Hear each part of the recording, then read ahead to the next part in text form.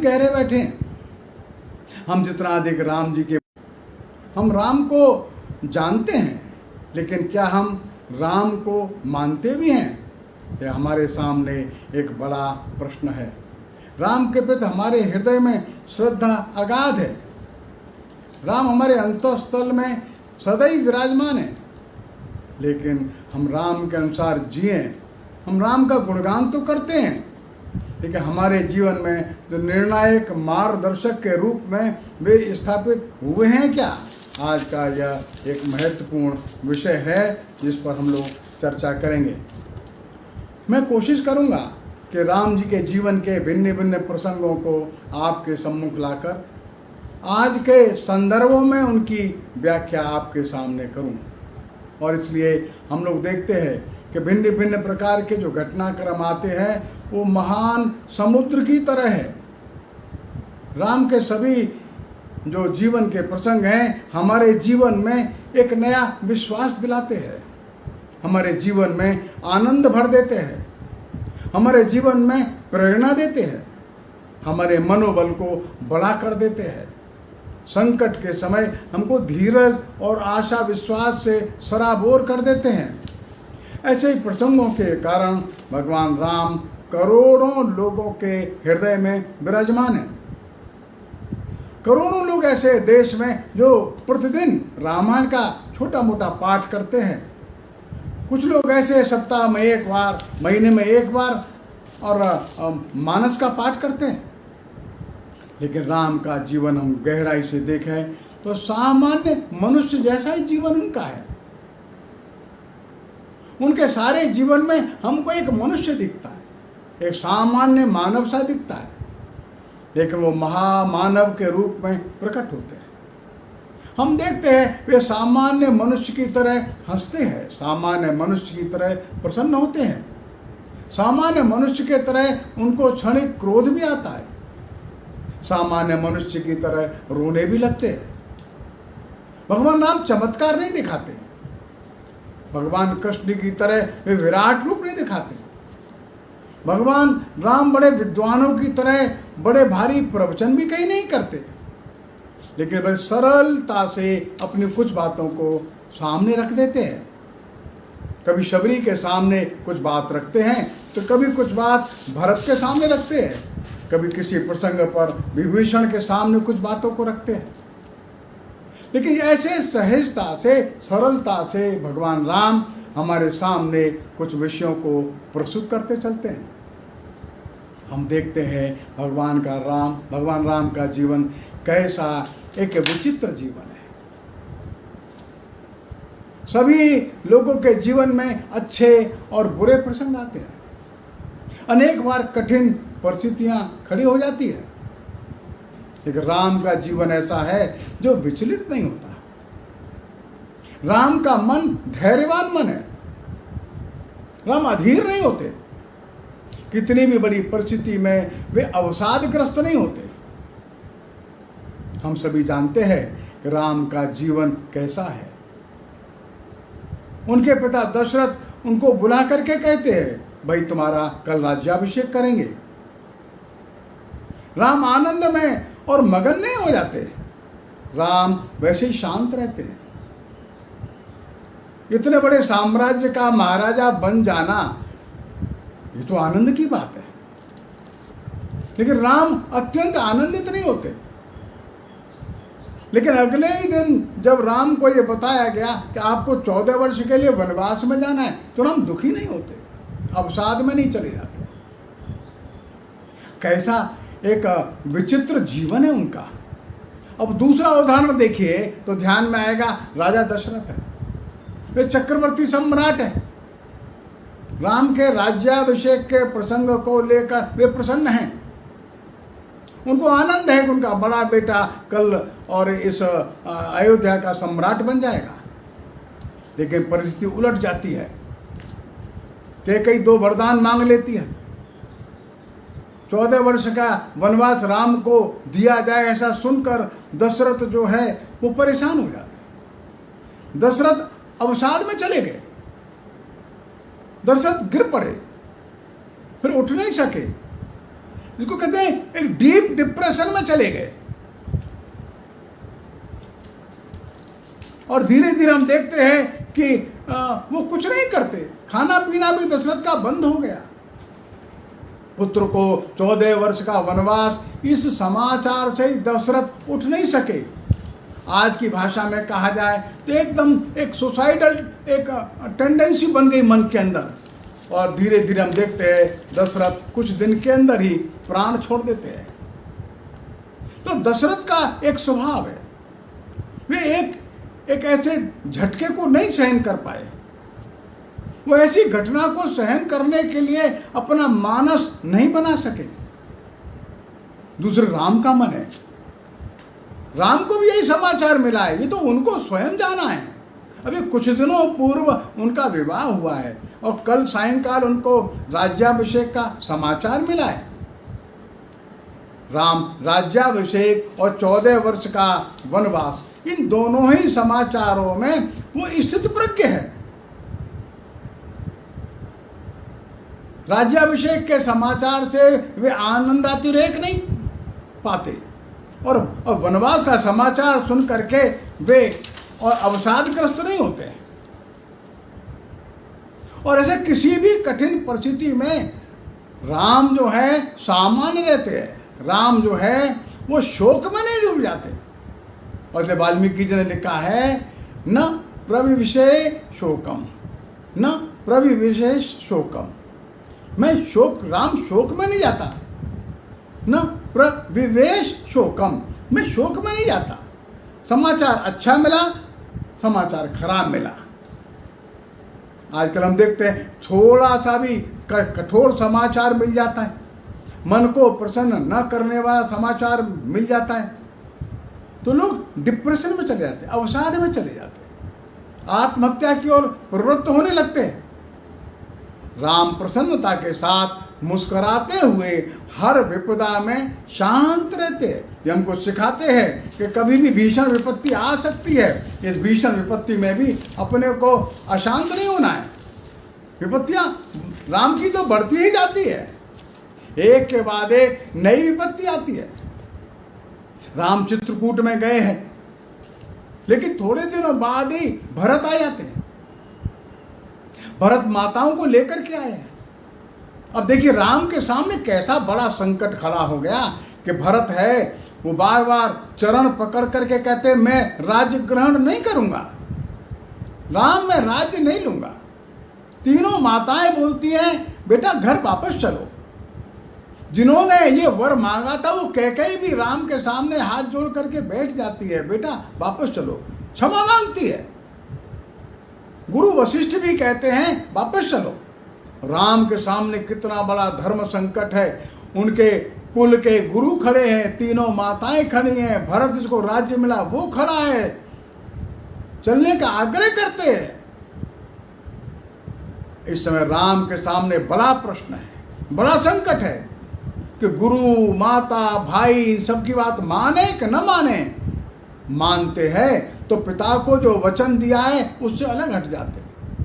लेकिन राम के धैर्य की परीक्षा है, राम विचलित नहीं होते। सीता का हरण होता है, बड़ी परीक्षा है, राम विचलित नहीं होते।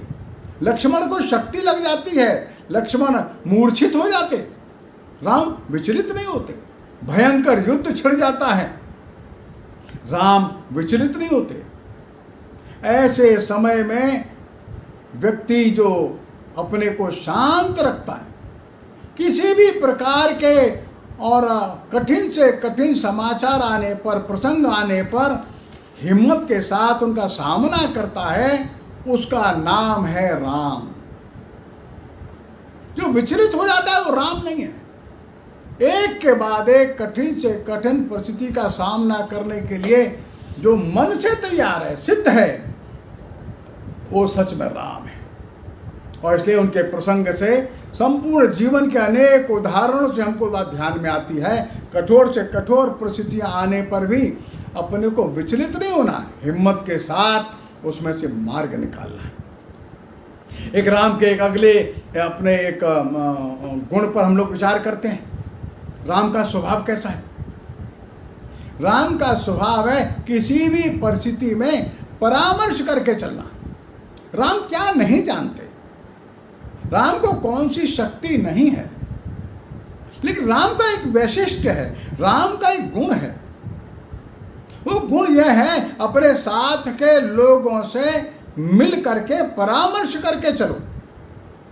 राम हमको एक बात सिखाते और बताते हैं, अपने साथी लोग हैं, अपने मित्र लोग हैं, अपने सहयोगी और सहकारी लोग हैं, इनके साथ परामर्श करके आगे बढ़ना चाहिए। अब आता है कि राम जो है वो समुद्र के किनारे खड़े हैं। ऐसे समुद्र के किनारे जब खड़े हैं राम, तो आगे जाना है, क्या करना चाहिए। राम को सब लोगों ने बताया, देखो भाई, जो देता है सो देवता है। समुद्र बहुत कुछ हमको देता है। समुद्र तो साक्षात विष्णु और लक्ष्मी का वास है। समुद्र से मेघ बनते हैं, वर्षा होती है और संपूर्ण सृष्टि चलती है। और जैसे अग्नि देवता है और वायु देवता है और वरुण देवता है, वन देवता है, वृक्ष देवता है, जो देते हैं वो देवता है। समुद्र भी देता है, समुद्र देवता है।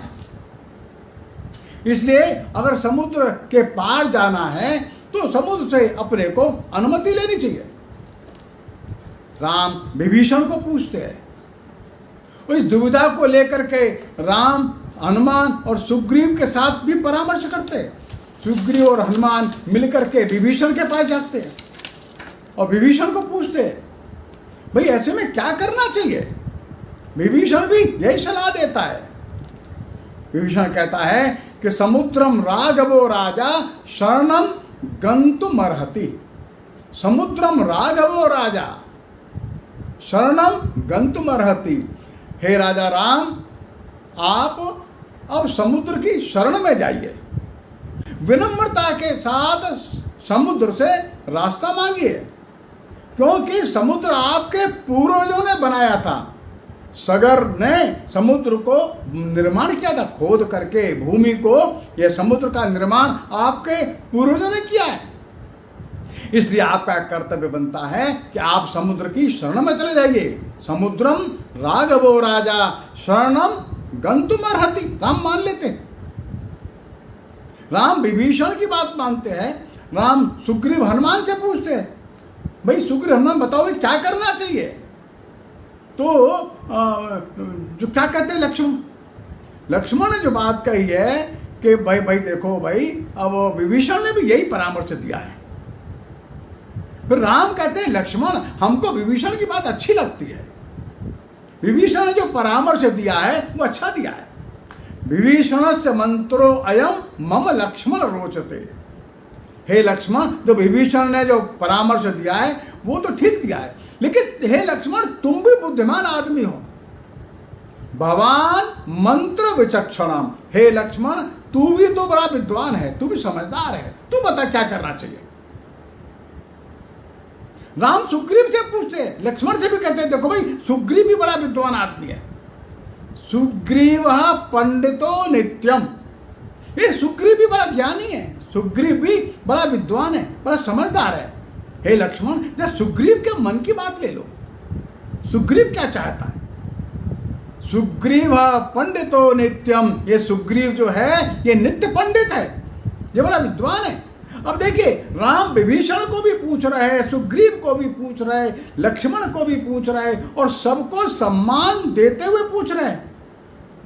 निर्णय राम को करना है, लेकिन इन तीनों चारों जो लोग उनके साथ है, सुग्रीव है, हनुमान है, लक्ष्मण है, विभीषण है, जो अपने निकटस्थ लोग हैं, उनसे परामर्श किए बिना वे आगे नहीं बढ़ते। इन सबसे परामर्श करें।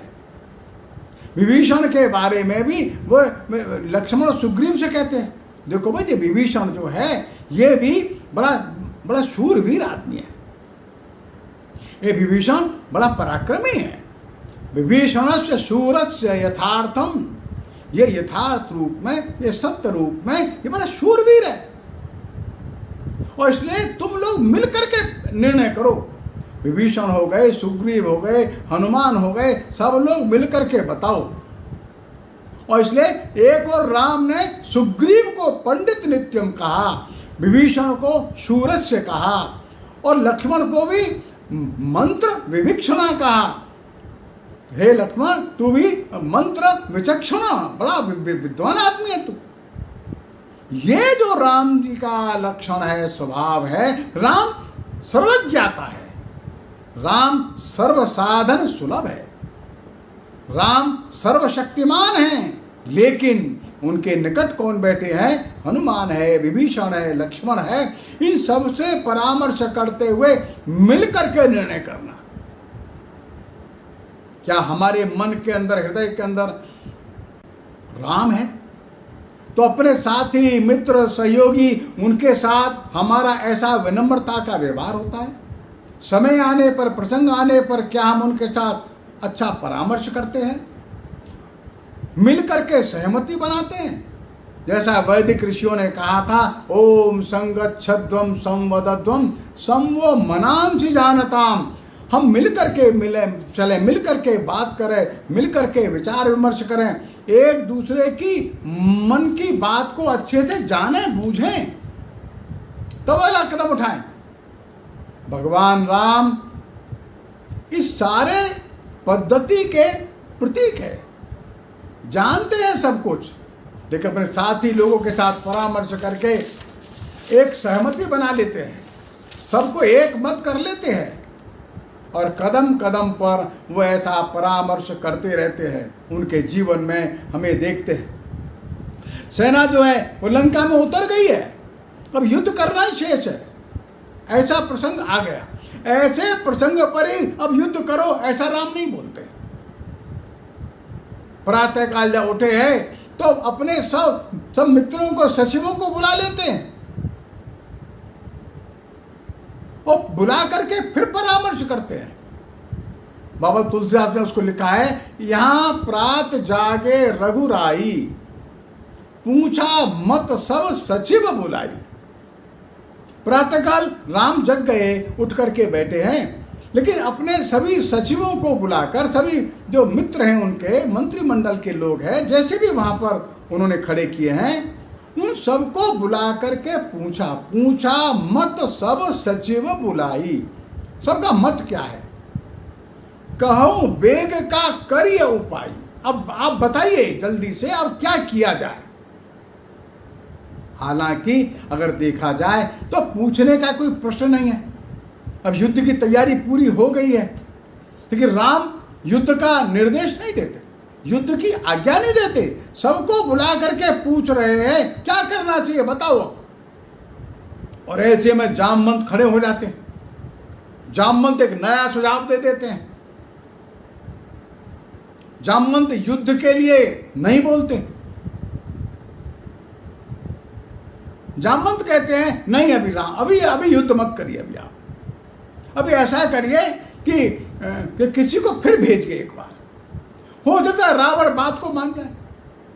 अब देखिए, राम सबके प्रमुख बैठे हैं, युद्ध की तैयारी पूरी हो चुकी है। ऐसे में उनके मंत्रिमंडल का या मित्र मंडली का एक व्यक्ति कहता है नहीं, एक बार फिर से दूत भेजो, शायद रावण मान जाए। और भगवान राम तुरंत जामवंत की बात मान लेते हैं। जामवंत की बात मानकर और तुरंत और अंगद को भेज देते हैं, जाओ बात करके आओ। और इसे अपने कहा गया है, जो अच्छे मित्रों को साथ रखता है, सचिव को साथ रखता है, वैद्य की बात मानता है, गुरु की बात मानता है, और ये तीनों लोग सचिव, वैद्य और गुरु बिना किसी भय के जो ठीक उचित सलाह वो देते हैं, वही योग्य है। सचिव, वैद्य, गुरु तीन जो प्रिय बोले भय आस। अगर जो मंत्री है और वैद्य है और गुरु ये भय के कारण अच्छा अच्छा बोलते हैं, तो कहा गया राज धर्म तन तीन कर होए बेगही नाश। राज्य का, धर्म का और शरीर का, तीनों का शीघ्रता से ही नाश हो जाता है। जामवंत की सलाह जो है वो विपरीत है, लेकिन जामवंत की सलाह राम के मन के अनुकूल नहीं है। राम युद्ध के लिए तैयार है, फिर भी जामवंत देखता है युद्ध टाला जा सकता है क्या?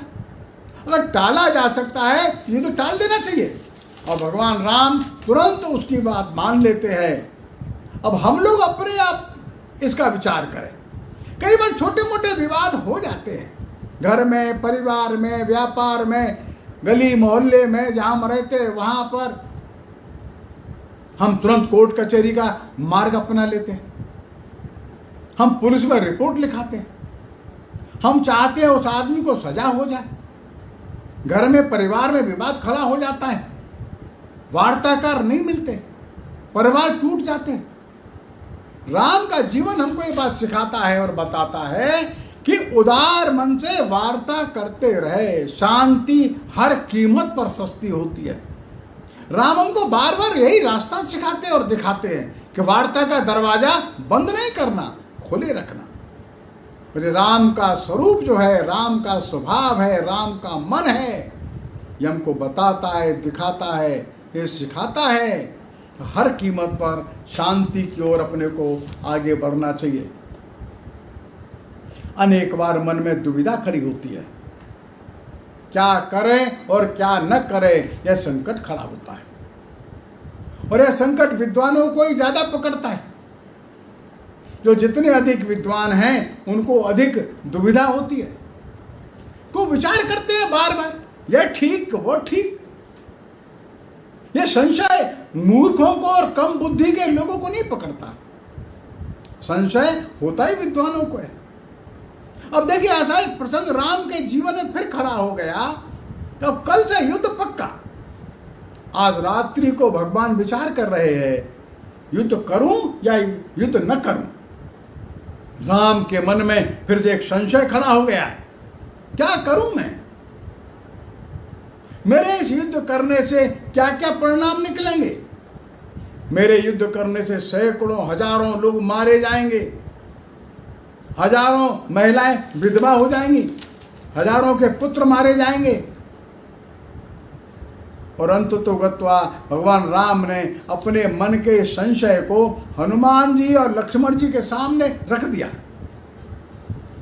भगवान राम कहते हैं मैं कितना दुर्भाग्यशाली हूं कि मेरे कारण से पिताजी की मृत्यु हो गई, मेरे कारण से हमारी माताएं विधवा जीवन जी रही हैं, मेरे कारण से मेरा इतना भला भाई छोटा, वो भी नंदी ग्राम में बैठा हुआ शांत कुटिया में वनवास ही भोग रहा है, मेरे कारण से तुम लोग जंगल जंगल घूम रहे हो, मेरे कारण से सीता जी का हरण हुआ, मेरे कारण से जटायु का मरण हो गया, मेरे कारण से हे लक्ष्मण तुम्हारी पत्नी उर्मिला भी कितना कष्ट पा रही है, मेरे कारण से कल लाखों लोग मारे जाएंगे। ये संशय भगवान राम के मन में पैदा हो गया। राम घिर गए, क्या करें क्या न करें। और ऐसे समय में राम ने जो हनुमान और लक्ष्मण के सामने अपनी ये व्यथा रखी है, तो हनुमान समझाते हैं।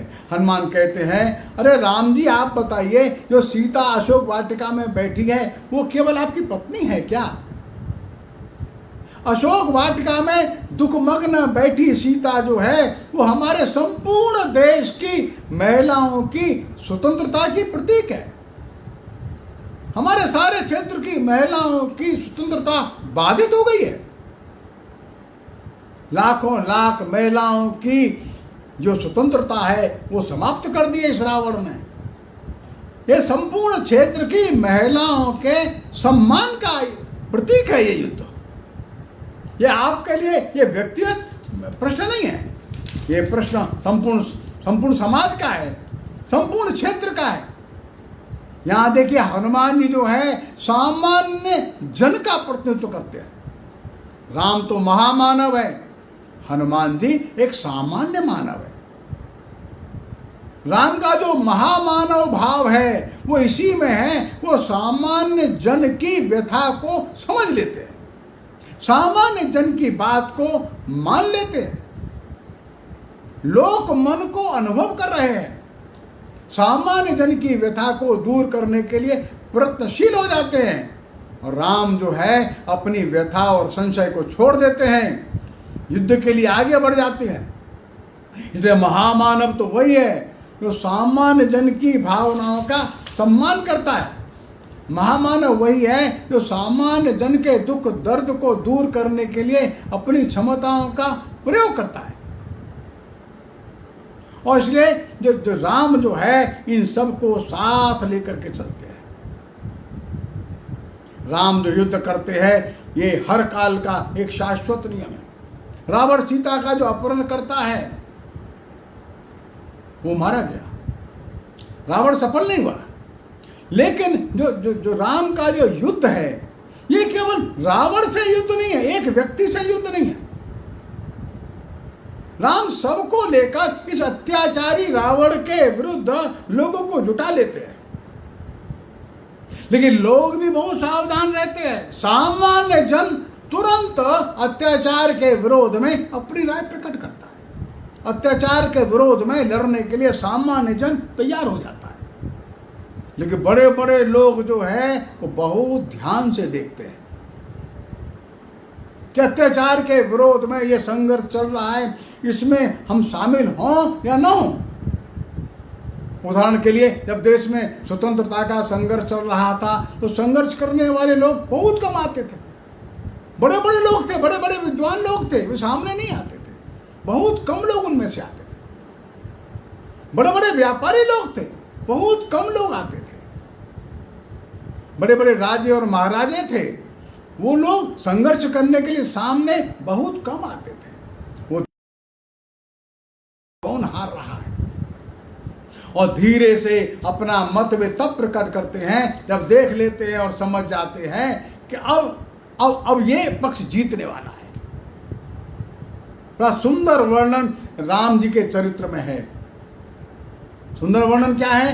ये देवता लोग भी ध्यान से देख रहे हैं कौन जीतेगा कौन हारेगा। राम रावण युद्ध है, रावण तो किसी से हारा ही नहीं है। चाहे देव है, चाहे गंधर्व है, चाहे किन्नर है, सब ऊपर बैठे विचार कर रहे हैं कैसा भयंकर युद्ध चल रहा है। राम रावण युद्ध तो पहले कभी न देखा न सुना। किसका पक्ष लिया जाए ये उनको समझ में नहीं आ रहा है। और ये वाल्मीकि जी ने बड़ा सुंदर वर्णन किया है। भूमौ स्थितस्य रामस्य रथस्थस्य स राक्षसः न समम युद्धम इत्या हुर्देव गंधर्व किन्नरा। गंधर्व किन्नर और देव मिलकर के कह रहे हैं ऐसा युद्ध तो कभी हमने देखा नहीं। इस भूमि पर राम और रावण का युद्ध हो रहा है। राम रथ में बैठा है और भूमि पर रावण रथ में बैठा है, राम भूमि पर खड़े हैं। रावण रथ में है, राम भूमि पर है। ये समान युद्ध नहीं है। राम तो जमीन पर खड़े होकर के युद्ध कर रहे हैं, रावण के पास रथ है। अब अंतिम समय आ गया युद्ध का। तब ये गंधर्व किन्नर और देवता लोग ये विचार कर रहे हैं अंतिम दिन। ये देखते आ रहे हैं धीरे धीरे रावण की क्षमता समाप्त हो रही है और रावण स्वयं आ गया, सारे साथी मारे गए। अब अंततो गत्वा राम ही विजयी होंगे ये निश्चित हो गया। अंतिम क्षण जो है वो इंद्र निर्णय करते हैं अरे भाई अब राम जीत ही रहे हैं, तो अपने सारथी को बुलाता है। अरे भाई हमारा रथ और राम जी के लिए ले जाओ। माताली नाम का जो इनका सारथी है उस माताली नाम के सारथी को ये बुलाता है और इंद्र कहता है हमारा सुंदर रथ है, इसको ले जाओ। अरे हम पूछते हैं, सामान्य जन ये पूछता है, जब राम रावण का युद्ध हुआ था पहले दिन से राम तो पैदल ही लड़ रहे हैं। राम के पास तो कोई ज्यादा साधन नहीं है। उस दिन इंद्र को ध्यान में नहीं आया, उस दिन गंधर्व किन्नरों को ध्यान में नहीं आया, बड़े बड़े जो लोग थे उनको ये समझ में नहीं आया कि रावण के साथ ये युद्ध चल रहा है। लेकिन जब देख लिए कि राम ही विजयी होंगे तो माताली अपना रथ लेकर के पहुंच जाता है। राम उस रथ को ले लेते हैं। राम रथ की परिक्रमा करते हैं और रथ को स्वीकार करते हैं। राम रथ में बैठ जाते हैं। अब हम लोग विचार करें, हमारे पास संसाधन रहते हैं, हम किसके पक्ष में कब खड़े होते हैं। हम भी कई बार निश्चित करते हैं कौन जीत रहा है कौन हार रहा है, शक्ति किसके पास कितनी है। और इसे समाज में ऐसे लोगों की कमी नहीं है जो धैर्य से इस बात की प्रतीक्षा करते हैं, जो जीत रहा है उसके साथ खड़े हो जाते हैं। राम का जीवन ये संदेश देता है, नहीं ऐसा नहीं, ऐसा मत करो। अगर सामर्थ्य भगवान ने दिया है तो धर्म के साथ खड़े होना है। शक्ति कम होगी ज्यादा होगी ये अलग कुछ है। राम एक नया संदेश देते हैं। जब विभीषण युद्ध भूमि पर खड़े हैं और रावण का शरीर अंत हो गया, रावण मारा गया, राम ने कहा विभीषण तुम्हारा भाई था, ये अब चला गया, अब इसका संस्कार करो। विभीषण कहते हैं नहीं, भाई तो था लेकिन बड़ा दुराचारी था, और इसलिए मैं इसका संस्कार करने का मेरा मन नहीं है। विभीषण तैयार नहीं होता। राम कहते नहीं विभीषण तुम मेरे भाई के समान हो, तुम मेरे भाई के समान हो तो रावण भी मेरे भाई के जैसा ही है, तुम जाओ संस्कार करो। विभीषण फिर भी नहीं मानता है। तब फिर राम कहते हैं विभीषण एक बात ध्यान में रखना, मरणांतानि वैराणि, मरने के बाद मृत्यु के पश्चात सभी प्रकार के वैर समाप्त हो जाते हैं।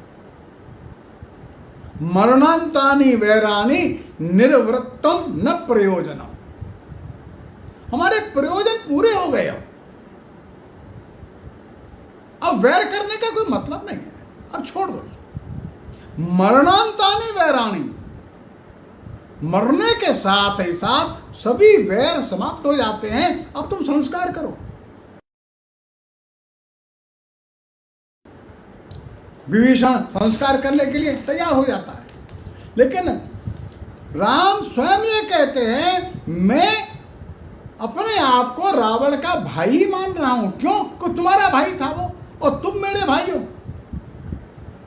ममापेश यथा तव, ममापेश यथा तव, तुम मेरे भाई हो, तुम्हारा भाई वो था। मरणांतानि वैराणि, वैर समाप्त हो गया, रावण भी मेरे भाई की तरह ही है, तुम संस्कार करो। ये सामान्य बात नहीं है। ममाप्येष यथा तव, वो मेरे भाई की तरह ही है। ये हृदय की विशालता है राम की। रावण के साथ बड़ा युद्ध हुआ है, भीषण युद्ध हुआ है, लेकिन जैसे ही युद्ध समाप्त हुआ रावण के साथ वैर समाप्त हो गया। अब वैर मत रखो। हमारे जीवन में भी ऐसे प्रसंग आते होंगे, किन्हीं किन्हीं के साथ हमारा कोई ऐसा वैर बन गया, वे मर गए, चले गए। मरणांतानि वैराणि, हम उनको श्रद्धांजलि देने जाते क्या? हम उनके परिवारी लोगों से हालचाल पूछते क्या? उनकी मृत्यु के बाद तो वैर समाप्त हो गया, उनके साथ अब हमको कैसा व्यवहार करना चाहिए उनके परिवारों में, यह हमको एक नई शिक्षा देता है। राम युद्ध जीत गए, रावण तो पराजित हो गया, लेकिन युद्ध का जो श्रेय जो है, जो यश है, राम ने अपने माथे पर नहीं लिया। एक एक करके सबका परिचय अच्छे से कराते हैं। वो विभीषण को भी कहते हैं तुम्हारे प्रभाव के कारण से मेरी विजय हो गई है। त्वत्प्रभावान मया जितम, त्वत्प्रभावान मया जितम, हे विभीषण तुम्हारे प्रभाव के कारण से मया जितम, मैं जीत गया। ये विभीषण को कहते हैं। महामानव कौन है? महान कौन है? जो छोटे को भी महानता देता है वो महान है। जो सफलता का श्रेय और यश अपने पास रख लेता है वो महान नहीं होता, वो छोटा होता है। और इसलिए अपनी विजय का श्रेय वो कभी हनुमान को देते, कभी लक्ष्मण को देते, कभी सुग्रीव को देते, कभी नल और नील को देते, कभी अंगद को देते। मैंने ऐसा कभी नहीं। जिसका मैं समाप्त हो गया वो राम है, वो रामत्व है। क्या हमारे जीवन में ऐसे प्रसंग नहीं आते? हम किसी कार्य को करते हैं, उसमें सफलता मिलती है तो हमको ऐसा लगता है हमारे कारण से सफलता मिली है। यह सबको मालूम होना चाहिए। ठीक है, आपने अधिक परिश्रम किया, हमने अधिक परिश्रम किया, लेकिन और भी 25-50 लोगों ने परिश्रम किया, सबने मन लगा करके काम किया, सफलता प्राप्त हो गई। उस सफलता का यश स्वयं अपने गले में डालना, राम ऐसा नहीं करते। इस सफलता का यश, सफलता का श्रेय अपने साथियों को दे देने का काम राम करते हैं। यह रामत्व है, यह हमारे अंदर है कि नहीं? इस संबंध में मेरे को एक छोटा सा उदाहरण और ध्यान में आता है। हमारे कलाम साहब जो थे, राष्ट्रपति हो गए, बड़े वैज्ञानिक थे।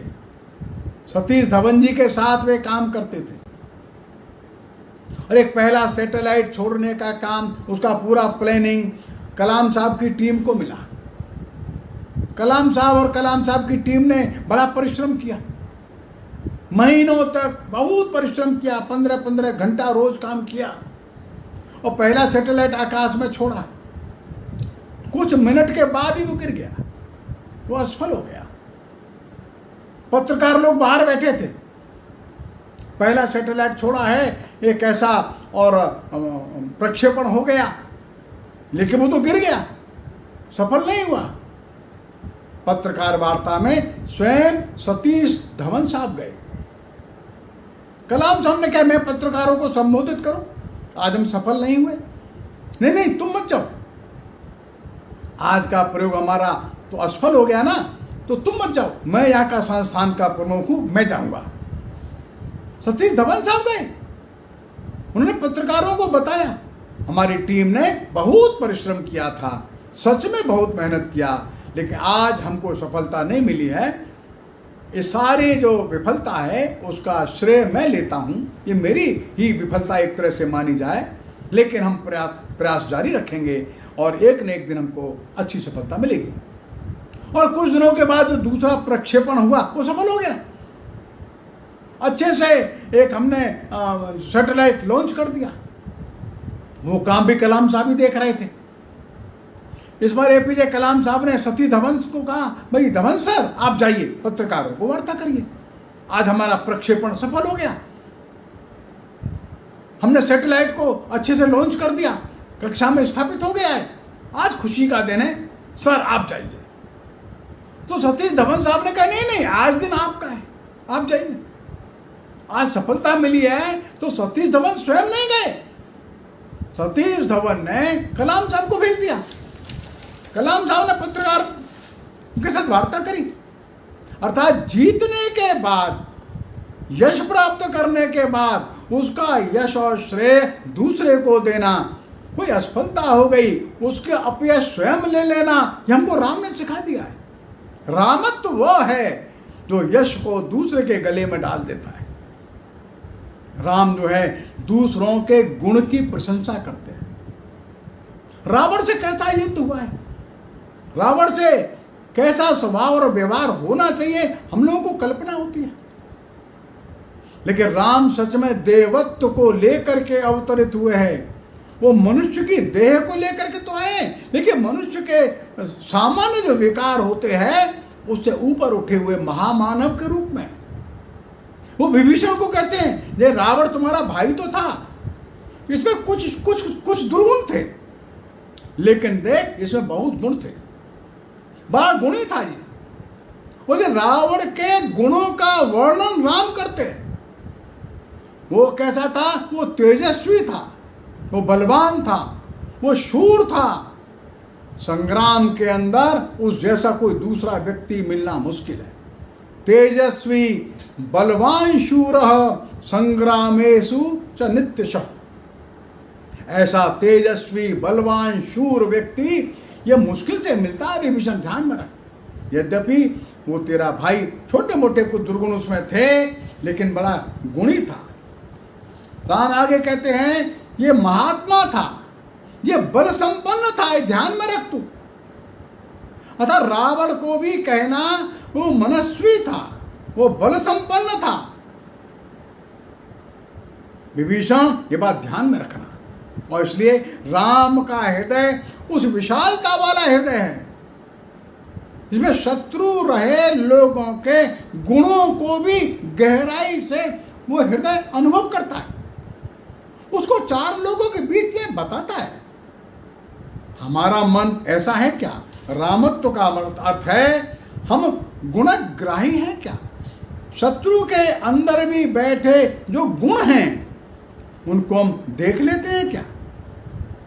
सारे रामायण का सारांश अगर कहें तो मंदोदरी कहती है, मंदोदरी क्या कहती है कि पाप का फल अच्छा नहीं होता, पाप कर्म का फल अवश्य मिलता है। वो बार बार रावण को समझाती रही, लेकिन रावण माने नहीं, रावण मानता नहीं। और इसलिए जब रावण मर जाता है उसके शरीर पर निकट आकर विलाप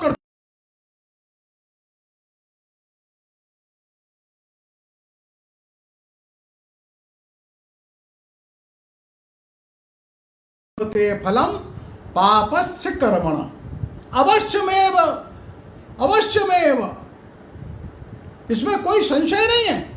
अवश्यमेव लभते फलम पापस्य कर्मण, पाप के कर्म का फल अवश्य ही मिलेगा। मैं देख रही हूं मेरे इस पति में क्या नहीं था, इसमें सब कुछ था, लेकिन ये पाप कर्म भी करता था। इसके पाप कर्मों का फल मैं आज भुगत रही हूं। और ये रामायण कहती है अवश्यमेव लभते फलम पापस्य कर्मणः, हम जो कुछ पाप कर्म करेंगे उसका फल हमको अवश्य मिलेगा। रावण को फल कितना मिला अलग बात है, उसके परिवार को भी पूरा मिला। परिवार में कोई एक जन पाप कर्म करता है उसका फल कहीं न कहीं परिवार के सभी लोग भुगतते हैं। ये बात ये पूरे रामायण से अपने को ध्यान में आ जाती है। और जब अपने दैनंदिन जीवन में अपने परिवारी जनों के साथ व्यवहार में, अपने सहकारी लोगों के साथ जो व्यवहार है, पड़ोसियों के साथ व्यवहार है, व्यापार में जो लोग हैं उनके साथ जो हमारा व्यवहार है वो धर्ममय हो, भूल से भी पाप नहीं करना। अवश्यमेव लभते फलम, इसका फल अवश्यमेव ही मिलेगा। और इसलिए हमारे अंतर्मन में बैठा हुआ जो रामत्व है हमको बार बार यही आग्रह करता है, सत्यम वद धर्मम च। जब लोग कहते हैं राम जो है ये धर्म का अनुग्रही है, धर्म का आग्रही है। मंदोदरी का जो विलाप है ये धरती की समस्त स्त्री जाति का विलाप है। मंदोदरी ने कोई पाप कर्म नहीं किया है, लेकिन फल उसको भुगतना पड़ रहा है। रावण के बच्चों ने तो उतना पाप कर्म नहीं किया है, फल भुगतना पड़ रहा है। पुरुष पाप करते हैं उनका कर्म फल परिवारी जनों को मिलता है। मंदोदरी का जो विलाप है इस धरती पर समस्त स्त्री जाति का विलाप है। विश्व भर के पुरुषों को वो रो रो कर आह्वान करती है, तुम लोग पाप करोगे तुम्हारे पापों का प्रतिफल हमको भोगना पड़ता है, कोई पाप करे। और इसलिए मंदोदरी का जो संदेश है यह भी शाश्वत है। राम को 14 वर्ष का वनवास हुआ है, वे प्रतिबद्ध हैं अपने वचन के प्रति। राम 2 वचन एक साथ नहीं रखते और इसलिए 14 वर्ष वन में रहते हैं। अब एक विचित्र प्रसंग आ गया, प्रसंग ऐसा आ गया रावण मर गया, अब राज्याभिषेक विभीषण का होना है। सबकी इच्छा है राम अब लंका के अंदर प्रवेश करें, विभीषण का राज्याभिषेक कर दें, लेकिन राम ने यह कार्य हनुमान और लक्ष्मण के ऊपर सौंप दिया। हनुमान और लक्ष्मण तुम दोनों लोग जाओ, विभीषण का राज्याभिषेक करो। और लोग थोड़ा राम को आग्रह करते, प्रभु आप नहीं, हम नहीं जाएंगे, आप लोग जाओ, नगर के अंदर प्रवेश हम नहीं करेंगे। अब आप देखिए, विचार करिए, ध्यान में लाने की बात है। अयोध्या में जो उन्होंने वचन दिया है, लंका में हजारों किलोमीटर दूर राम बैठे हैं, कौन देख रहा है, कौन सोच रहा है, किसके मन में बात आएगी? जिनको वनवास मिला है नगर प्रवेश नहीं करना है 14 वर्ष तक, लेकिन राम जो है वे लंका में प्रवेश नहीं करते, नगर की सीमा के अंदर नहीं जाते। लक्ष्मण हनुमान जी को बोल देते हैं, निर्देश करते हैं, जाओ विभीषण का राज्याभिषेक कर दो। ये राम का चरित्र जो है ये हृदय से और अपने वचन के प्रति प्रतिबद्धता का प्रतीक है। रामो द्विर न भाषते, राम दो बातें नहीं करता। रामो द्विर न अभिभाषते, राम दो बात एक साथ नहीं करता। एक वचन है, उसी वचन का पालन करता है। राम रघुकुल का वंशज है, जहाँ अपने वचन का पालन करना अपने जीवन और मरण से भी अधिक महत्व का है। और इसलिए राम के उस विशाल और विराट मन का हम अनुभव करें। वो कैसा है? राम वापस अयोध्या आ जाते हैं, सबके साथ मिलकर के आए। राम का मन किसको ढूंढता है? राम का मन ढूंढता है उसको जो विपत्ति में है। राम का मन ढूंढता है उसको जो कष्ट में है, जो दुखी है, उसको ढूंढता है। तो सब स्वागत हो गया उनका, लोगों ने उनकी आरती उतार ली और राम महलों के अंदर प्रवेश कर रहे हैं। तो राम सोचते कहां जाऊं पहले। कैकेयी तो बहुत संकोच में बैठी है। कैकेयी को तो बड़ा आत्मग्लानि हो रही है, वो दुखी है। राम से मिलने आने में भी उसको संकोच हो रहा है। लेकिन बाबा तुलसीदास लिखते हैं कि कैकेयी संकोच में है, राम से आकर के मिलने में भी उसको लज्जा लग रही है। ये प्रभु जान गए। प्रभु जानी कैकेयी लजानी, प्रथम तासु गर गए भवानी। प्रभु जानी कैकेयी लजानी, प्रभु जान गए कि मेरी मां को थोड़ा लज्जा आ रही, संकोच हो रहा है। प्रथम तासु घर गए भवानी, इसलिए उसके घर पहले गए। कैकेयी को मिल जाते, कैकेयी का पैर पकड़ करके बैठ जाते हैं। कैकेयी भी रोती है, राम की आंखों से भी आंसू बहने लगते हैं। मन का, हृदय का संताप कैकेयी का निकल गया। अर्थात राम जो दुखी है उसको देखते, हमारा मन अपने परिवार में उस दुखी के पास पहले जाने को बोलता है क्या? हमारे घर में, परिवार में, कहीं पर भी परिचित लोगों में किसी से कोई अपराध हो गया, किसी से भूल चूक हो गई, कोई गलती हो गई, मिलाए तो 3 लोग वनवास चले गए। राम लक्ष्मण है और सीता जी साथ है। कोई नौकर चाकर साथ लेकर के नहीं गए, धन भी लेकर के नहीं गए। न सेवक है, न धन है, न हाथी घोड़ा, न कोई सामान, न रक्षक, कोई साथ नहीं। और चलते चलते चलते चलते कोई 3000 किलोमीटर दूर लंका पहुंच गए। पैदल नंगे पैर ऐसे चलते चलते 3 लोग हैं केवल। एक तरह से अयोध्या से निर्वासित है, वनवास मिला है, कुछ साथ में नहीं है। लेकिन वापस लौटे हैं तब क्या है?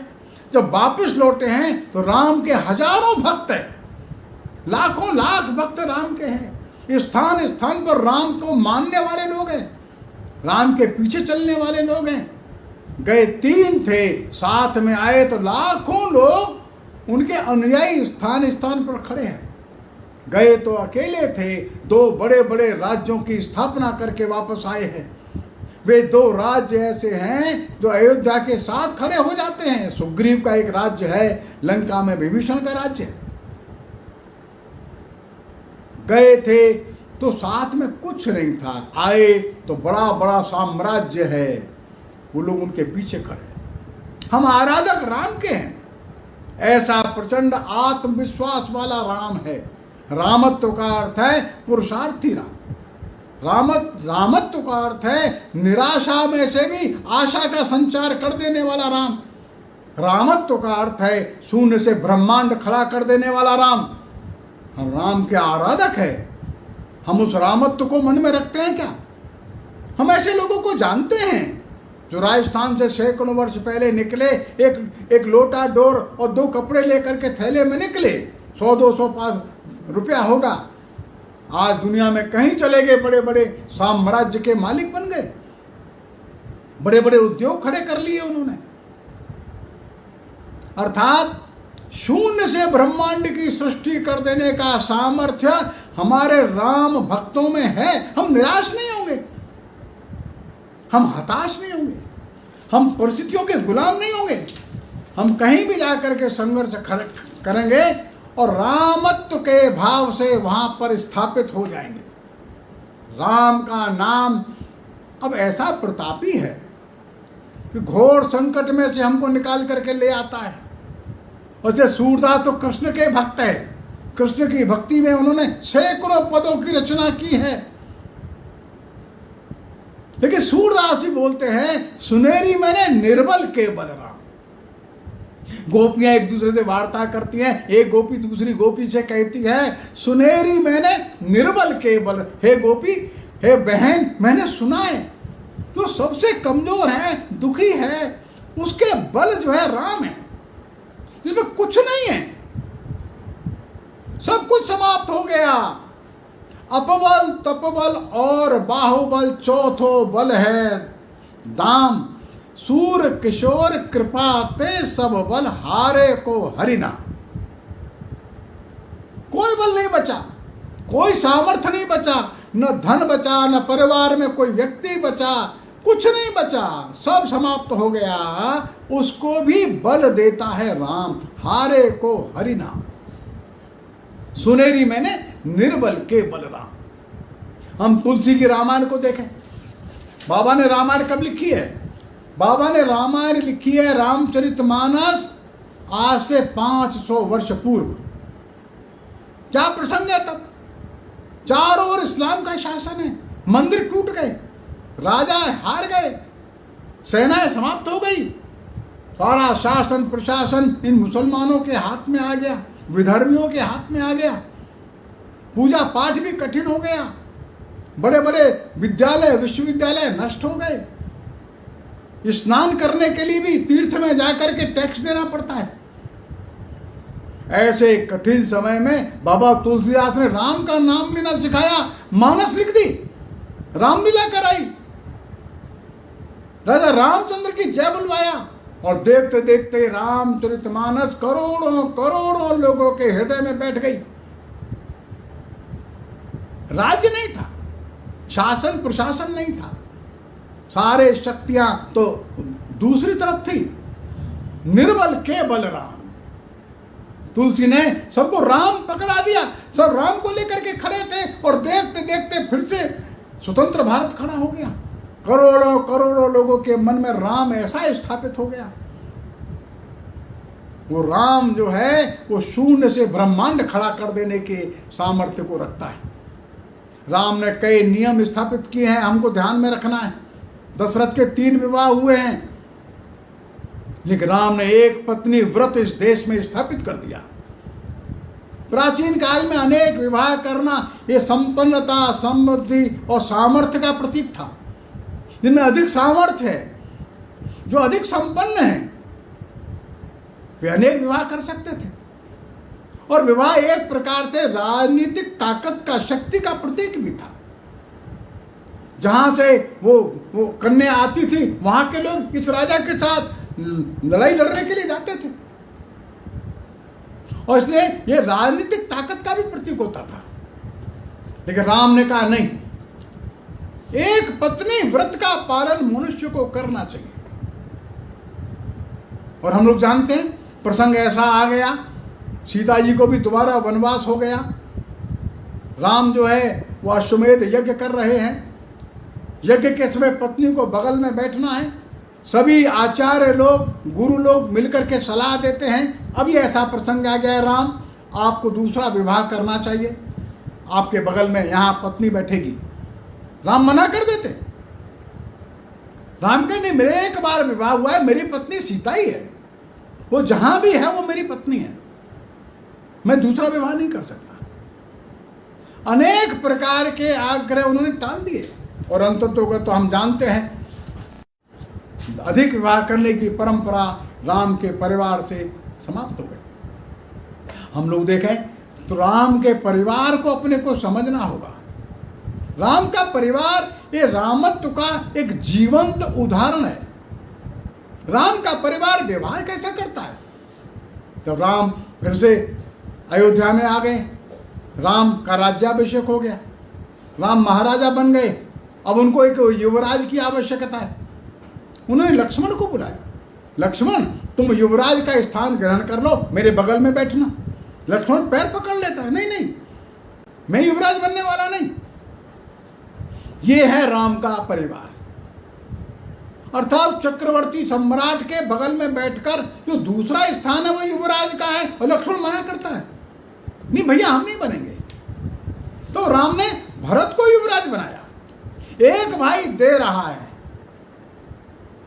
वो स्वीकार करता ही नहीं, ये राम का परिवार है। हालांकि भरत भी बहुत मना करते हैं, लेकिन बाद में राम के आग्रह, सबके आग्रह पर मान जाते हैं। तो ये राम के घर में लेने की प्रतिस्पर्धा नहीं है, देने की प्रतिस्पर्धा है। और इसलिए भरत जब चित्रकूट जाते हैं राम को वापस लाने के लिए, तो अलग प्रकार की प्रतिस्पर्धा है। भरत का मन देखिए ना, भरत जो है वो जब वापस आते हैं ननिहाल से, तो अपनी माँ को क्या कहते हैं, जननी मैं न जीऊं बिन राम।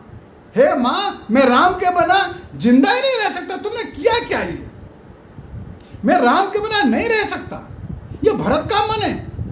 भरत को राज्य मिल गया है, इस राज्य गद्दी को स्वीकार करना भरत करते ही नहीं, मानते ही नहीं। और इसलिए एक और राज्य मिल रहा है, राज्य को स्वीकार न करता है, यह भरत है।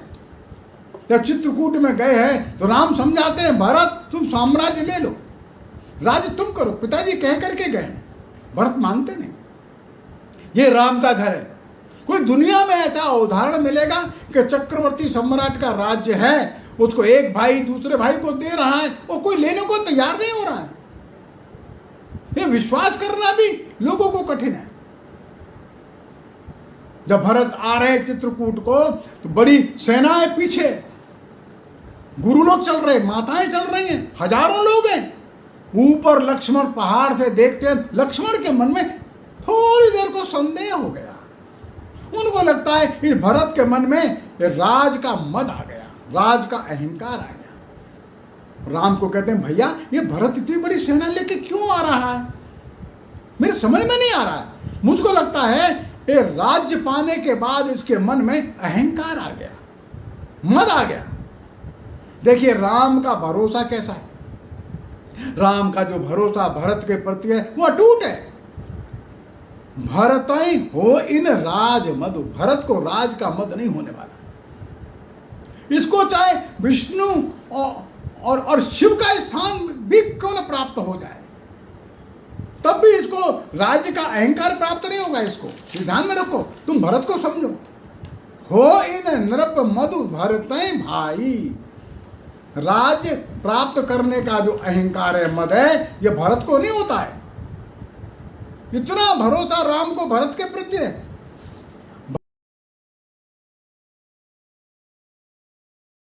भरत का जीवन, जब भरत लौट करके आते नंदी ग्राम में आकर के वहां बैठ जाते, कुटिया बना, अयोध्या नहीं आए, राज सिंहासन पर कभी बैठे ही नहीं। जैसे केश राम के वैसे जटा उन्होंने रख ली। जो राम पहनते वलकल वो भरत पहनने लगे, जो राम खाते कंदमूल वो भरत खाने लगे। राम भी जमीन पर सोते भूमि पर, भरत ने भी भूमि का शयन स्वीकार कर लिया। 14 वर्ष तक नंदी ग्राम की कुटिया में भरत निवास करते हैं। ये राम के परिवार का वर्णन अगर हम लोग जानेंगे तो हम रामत्व को समझ सकते हैं। सीता जी को देखो, सीता जी जब आती है, वो केवट ने पार लगाया और नदी के किनारे आ गए, नाव से उतर आए राम लक्ष्मण और सीता जी, तीनों लोग हैं। केवट हाथ जोड़ के बैठा है। राम उतराई देने की बात कह रहे हैं, लेकिन राम के पास भी कुछ नहीं है पैसा। लेकिन सीता जी बात समझ जाती है।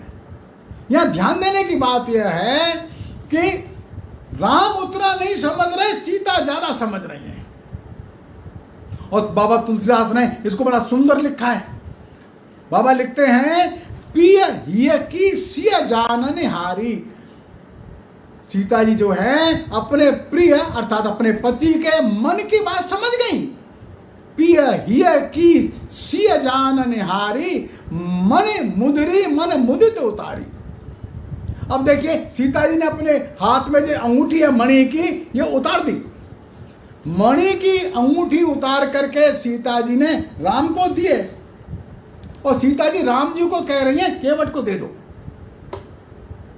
पिय हिय की सिय जान निहारी, मन मुदरी मन मुदित उतारी। प्रसन्नता से मुदित उतारी, प्रसन्नता से अपनी मणि वाली मुदरी अंगूठी उतार करके राम जी के हाथ में दे दी। आप दे दो। क्यों? राम जी संकोच में पड़े हैं, इसको क्या उतराई दूं, मेरे पास है ही नहीं है। राम के मन की बात को सीता समझ गई। अब देखिए यहां पर राम की हाथ में भी अंगूठी तो है, राम को अपनी अंगूठी ध्यान में नहीं आ रही। उनकी पत्नी को, सीता जी को ये बात ध्यान में आ रही है, इस केवट को कुछ देना है, अपनी अंगूठी उतार के दे देती है। ये राम का परिवार है।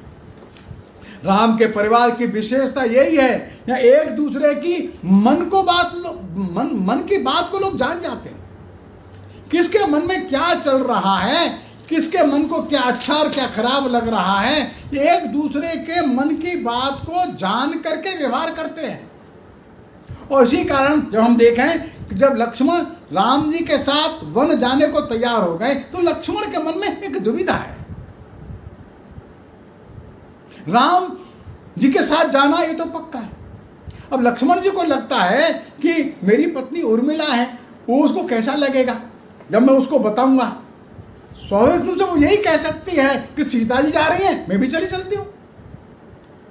राम जी के साथ सीता वन को जाएगी तो मैं तुम्हारे साथ चलूंगा, हम भी चलेंगे साथ, हम भी साथ चलते हैं, ये कहेगी। जब वो ऐसा कहेगी तो मैं क्या कहूंगा? ये प्रश्न लक्ष्मण के मन में है। और लक्ष्मण जब उर्मिला जी को मिलने के लिए अपनी पत्नी के पास जाते हैं महल में, तो उर्मिला तैयार खड़ी है। उर्मिला लक्ष्मण को यही कहती है, आप राम जी के साथ जा रहे हैं ना, अच्छे से सेवा करना, मैं यहीं रहूंगी। और आरती से लक्ष्मण को विदा कर देती है। 14 वर्ष तक वो तो अकारण वनवास झेल रही है, लेकिन लक्ष्मण के मन की बात को पहचान करके वो लक्ष्मण को ऐसा भेज देती, जाओ। लक्ष्मण के सामने अवरोध नहीं आने देती। इधर राम जो है वो भरत के मन की बात को जानते, भरत राम के मन की बात को जानते हैं, लक्ष्मण राम के मन की बात को जानते हैं। उर्मिला लक्ष्मण के मन को पढ़ लेती है। जब भरत लौट करके आए हैं ननिहाल से, तो कौशल्या की गोदी में सिर रख करके रोते हैं। भरत को मालूम है कि कौशल्या के मन को कैसा बीत रहा होगा, और कौशल्या भी भरत के सिर पर अच्छे से हाथ फेरती है। कौशल्या भरत को जानती है, राम कैकेयी के मन को जानते हैं। ये परिवार ऐसा है जो एक दूसरे के मन में जीता है, एक दूसरे के कष्ट को लेकर के चिंतित होता है, एक दूसरे के दुख सुख को अनुभव करता है। रामत्व तो यही है जब हम अपने परिवार के सभी लोगों के दुख कष्ट चिंता, उनके मन के आनंद को अनुभव कर सकें। हम अपने परिवार के एक एक सदस्य की आवश्यकता को अनुभव करते हैं क्या? हम अपने परिवार के सभी लोगों के दुख और कष्ट को समझते हैं क्या? और उनको उसको दूर करने के लिए प्रयत्न भी करते हैं क्या? तो वास्तव में हम रामत्व को समझते हैं। रामत्व को समझने का अर्थ है राम के परिवार के अंतर मन को समझना।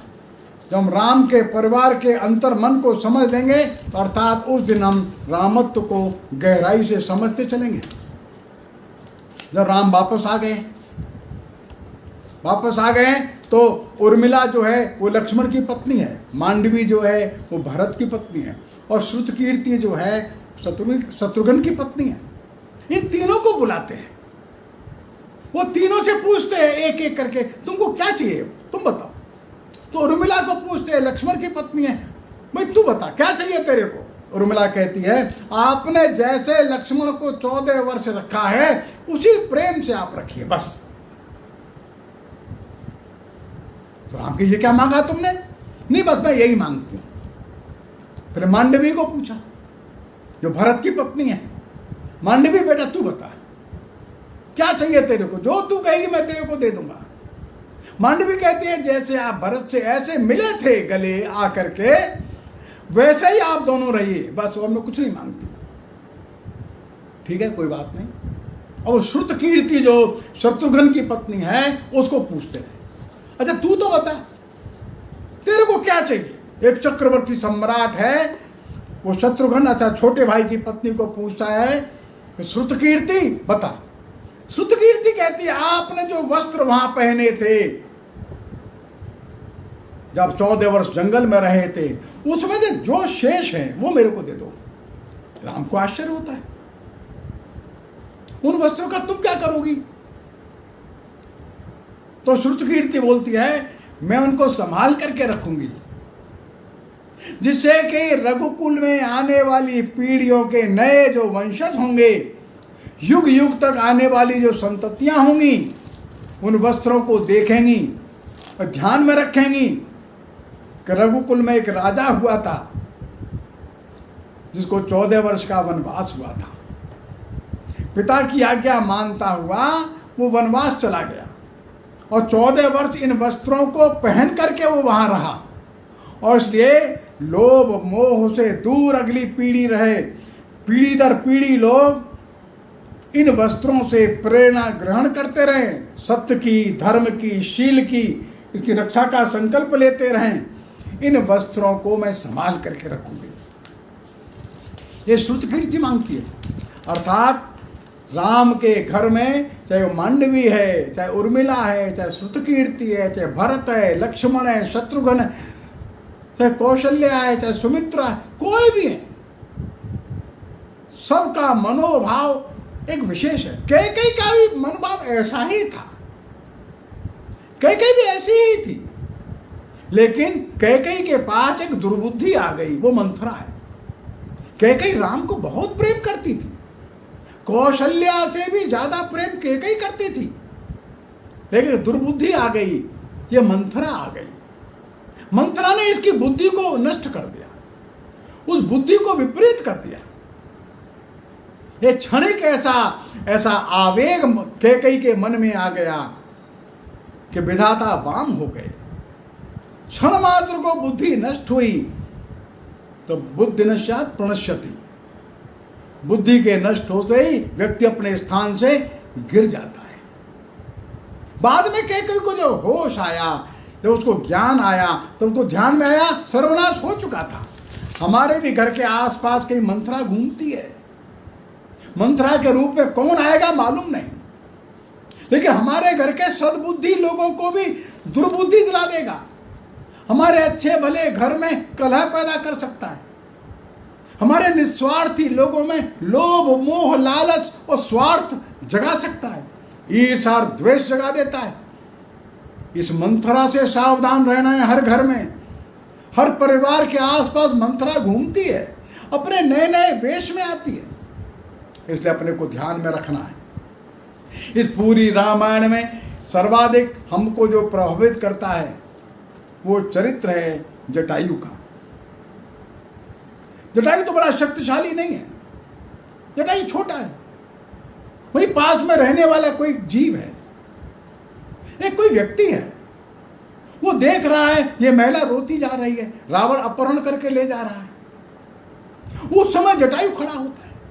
उस जटायु का सामर्थ्य तो रावण के सामर्थ्य के तुलना में कुछ भी नहीं है, लेकिन जटायु हिम्मत नहीं हारता है, रावण से संघर्ष करता है और अंततः तो घायल हो जाता है तो गिर पड़ता है।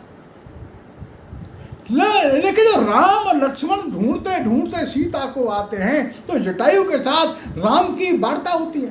तो जटायु राम को बताता है तुम्हारी सीता को ऐसा लगता है रावण दक्षिण दिशा में ले गया। एक महिला को ले तो गया है, वो रोती हुई जा रही थी, मैंने कोशिश की उसको छुड़ाने की, लेकिन उसने मेरी दुर्गति कर दी, इसलिए मैं अब अंतिम सांस ले रहा हूं। मैं आपकी ही प्रतीक्षा कर रहा था कि कोई आएगा तो उसको बता दूंगा मैं, इसलिए मैंने आपको बता दिया है, मेरा काम पूरा हो गया, अब मेरा अब समय अंतिम आ गया। अतः जटायु जो है ये बहुत शक्तिशाली नहीं है, रावण के शक्ति की तुलना में इसकी इसकी ताकत बहुत कम है, लेकिन कहीं अत्याचार होता देख रहा है, अपराध होता देख रहा है, किसी महिला को कष्ट में देख रहा है, संघर्ष करने आता है और मरते दम तक संघर्ष करता है। ये जटायु का जो भाव है ये सनातन भाव है। हर युग में जटायु रहता है, हर युग में अत्याचारी भी रहता है। रावण भी हर युग में मिलेगा, जटायु भी हर युग में मिलेगा। हमारे अंदर अगर रामत्व है तो हम जटायु के भाव को अपने मन के अंदर जीवंत रखते हैं क्या? ये महत्व की बात है। जहां के अत्याचार होता है हम उसका विरोध करते हैं क्या? हम उसके विरोध में खड़े होते हैं क्या? और जितना सामर्थ्य परमात्मा ने हमको दिया उस सामर्थ्य से वहां पर होने वाले अत्याचार अधर्म का विरोध करने के लिए हम अपनी शक्ति से खड़े हो जाते हैं क्या? सच में यह रामत्व है। और इस कारण से भगवान राम उस जटायु का अंतिम संस्कार वैसे ही करते हैं जैसा कोई पुत्र अपने पिता का करता है।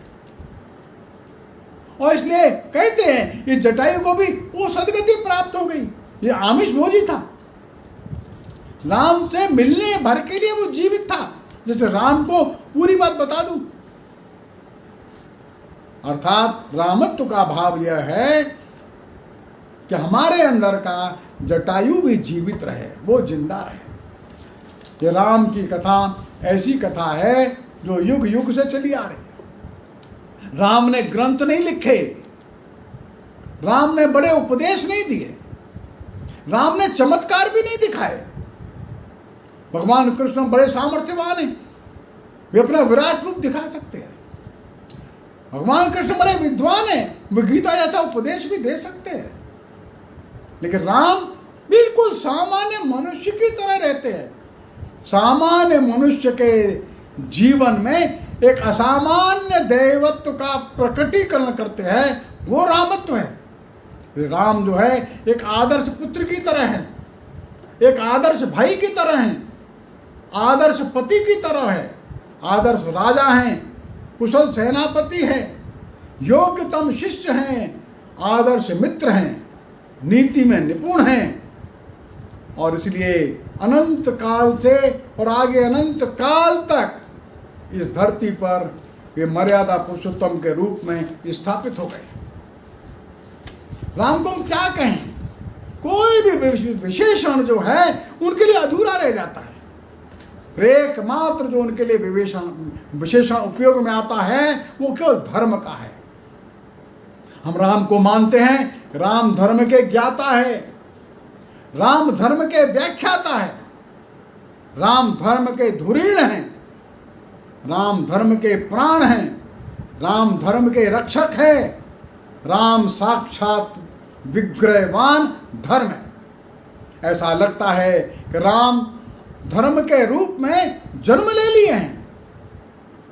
धर्म साक्षात जन्म लेकर मनुष्य रूप में इस धरती पर प्रकट हुआ है। इसलिए कहते हैं रामो विग्रहवान धर्म, विग्रह के रूप में धर्म प्रकट हो गया, शरीर धारण करके धर्म अवतरित हो गया, वो राम है।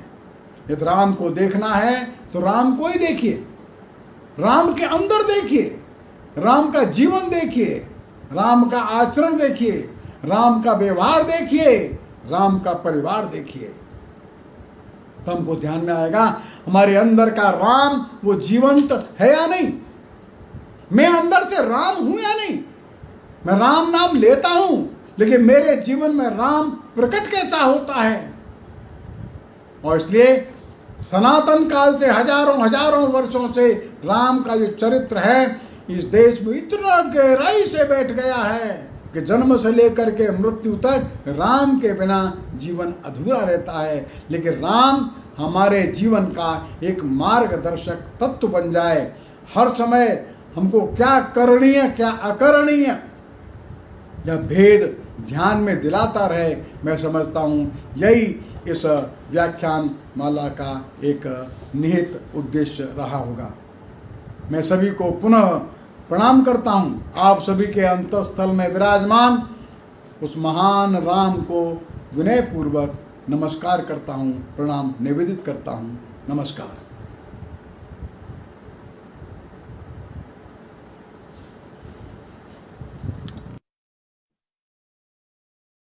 जय श्री राम। अहम रामः अस्मि, मैं राम हूँ। स्त्री दिवसीय प्रबोधन माला का आज समापन हो गया है। हमारी तीनों मार्गदर्शक विभूतियों पूज्यपाद स्वामी गोविंद गिरी जी महाराज, वात्सल्य मूर्ति साध्वी रीतंभरा जी एवं राष्ट्रीय स्वयंसेवक संघ के सह सरकार्यवाह माननीय कृष्ण गोपाल जी का हृदय की अनंत गहराइयों से आभार और नमन। आप तीनों की भागवती मेधा, प्रखर वाणी और सुरीले कंठ के जादू से बंधकर हम सब ने अलौकिक आनंद और ऊर्जा का अनुभव किया है। आप सभी ने अपनी पीयूष वाणी में बताया कि हमारे चित्त के दो रूप हैं। हमारे भीतर धर्म, नीति, सदाचार, करुणा, वात्सल्य और अध्यात्म का जो पक्ष है, मर्यादा का जो पक्ष है, वह हमारे राम भाव की अभिव्यक्ति है तथा इसके विपरीत पाप, अनाचार, पाखंड और विलासिता का जो रूप है, वह हमारे रावण भाव की अभिव्यक्ति है। इस राम भाव और रावण भाव में द्वंद्व है, यही हमारे संघर्ष का कारण है। बंधुओं, इस 3 दिवसीय प्रबोधन माला का मर्म कवियत्री सुनीता जैन की काव्य पंक्तियों में बहुत सुंदर ढंग से अभिव्यक्त हुआ है। राम तत्व में पुरुषार्थ का है असीम शौर्यत्व भरा, ज्ञाता दृष्टा राम तत्व में झलक रही संपूर्ण धरा। मंदिर कहे जिसे तू चेतन, वह तेरे मन का दर है। मन मंदिर में राम तत्व है, बाहर मरीचिका भर है। बसे स्वयं में कस्तूरी धन, भटक रहा क्यों मृग चेतन। राम तत्व है घट घट वासी, निज में ढूंढ उन्हें चेतन। राम तत्व का चिंतन मंथन युगों युगों तक चला चले, आदि अंत से रहित तत्व यह सदा ध्यान के मध्य रहे, सदा ध्यान के मध्य रहे। सचमुच राम तत्व की ऐसी समसामयिक व्याख्या हम सब ने पहली बार सुनी। आयोजन को सफल करने के लिए वनवासी कल्याण आश्रम दक्षिण बंग के कार्यकर्ताओं ने सटीक योजना पूर्वक असामान्य श्रम किया। वे सब मेरी तरह आज धन्यता का अनुभव कर रहे हैं।